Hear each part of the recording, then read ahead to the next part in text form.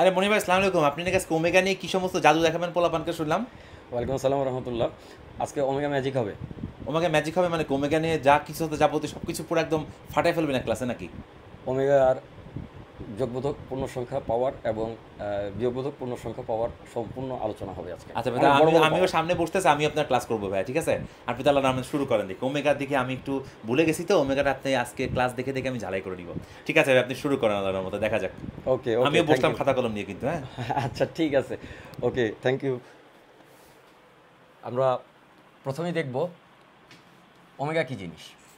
তো ওমেগা হচ্ছে -1 প্লাস √/-3। এই জিনিসটা হচ্ছে আমরা জেনারেলি ওমেগা বলি। আর ওমেগা স্কোয়ার এটা হচ্ছে -1 মাইনাস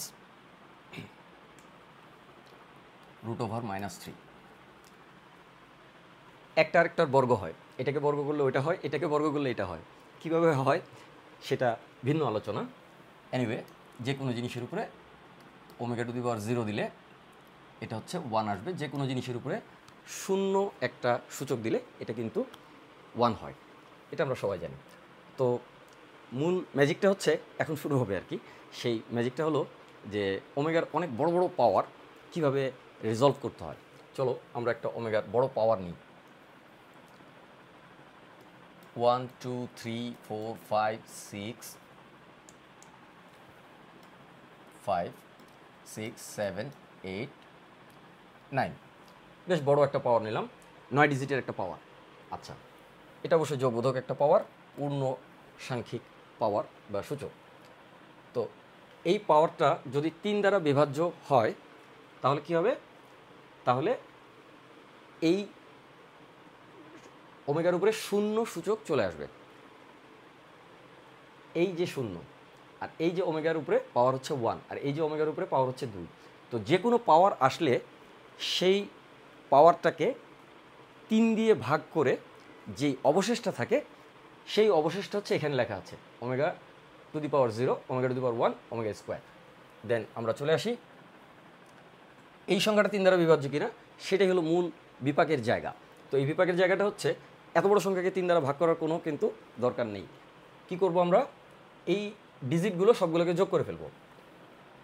2 এর একে 3, 3 এ 6, 4 এ 10, 5 এ 15, 6 এ 21, 7 28, আরও 8 যোগ করলে 36, তারপর হচ্ছে 9 হলো 45। এখানে একটু রাফ করে নিচ্ছি। সো এটা আসলে আমার হচ্ছে 45। এখনও 2 ডিজিট রয়ে গেছে। সো এই ডিজিট দুইটাকে আবার যোগ করে নিলাম। 5 এবং 4 যোগ করলে হচ্ছে 9। এক ডিজিট হয়ে গেছে। এটা তো নিশ্চয়ই 3 দ্বারা বিভাজ্য সংখ্যা। তাহলে এখানে ভাগশেষ কত? 0।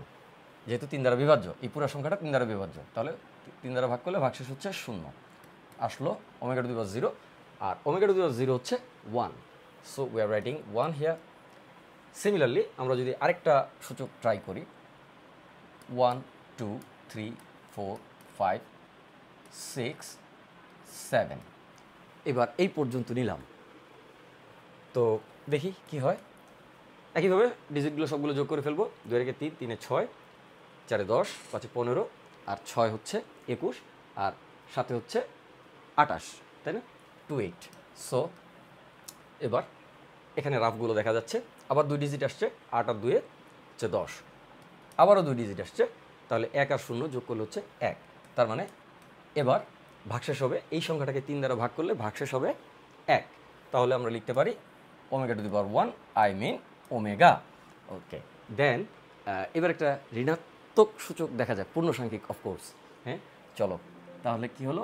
ω⁻⁻। আচ্ছা, এই সূচকটাই নিচ্ছি, খালি ঋণাত্মক নেই। 1 2 3 4 5 6 অ্যান্ড 7। আফটার দ্যাট এবার একটা বিষয়কে মাথায় রাখতে হবে, এই মাইনাসটাকে হোল স্কোয়ার আকারে দিয়ে দিতে হবে। 1 2 3 4 5 6 7, এই হোল স্কোয়ার দিয়ে দিলাম। বাদ বাকি তো হিসাব আগেই করা আছে। এই পুরো সংখ্যাটাকে 3 দ্বারা ভাগ করলে 1 অবশেষ থাকে। সো উই আর রাইটিং ω⁻1, আর আগে থেকেই উপরে একটা স্কোয়ার ছিল, এবার এটা আসলো ওমেগা স্কোয়ার। বোঝা গেল বিষয়টা? সকলকে অসংখ্য ধন্যবাদ। ভাই আমার একটা প্রশ্ন আছে ভাইয়া। জি, ধন্যবাদ দিয়ে চলে গেলে হবে না ভাইয়া, আচ্ছা, ওমেগার ঠিক কি আছে। বর্গমূল হয়? ওমেগার বর্গমূল হয় অফকোর্স, অফকোর্স হয়। ওই জিনিসটা কিভাবে ডিফাইন করতে হয়? ওমেগা স্কোয়ার, ওমেগার বর্গমূল হচ্ছে ওমেগা স্কোয়ার, সেটা আমরা পুনরায় আলোচনা করব। মানে ওমেগার বর্গমূল মানে কি? Omega to the power half. Omega to the power half, yes. ওই ধরনের ক্ষেত্র যদি কখনো আসে, ওটার কোনো ভ্যালু বের করা যায়? হ্যাঁ, ভ্যালু বের করা যায় এবং সেটা ওমেগা স্কোয়ার হয়। সেই জিনিসটা আমরা আলোচনা করব, খুব দ্রুত আমরা আলোচনা করব। ওকে ওকে ওকে, থ্যাংক ইউ ভাইয়া, থ্যাংক ইউ।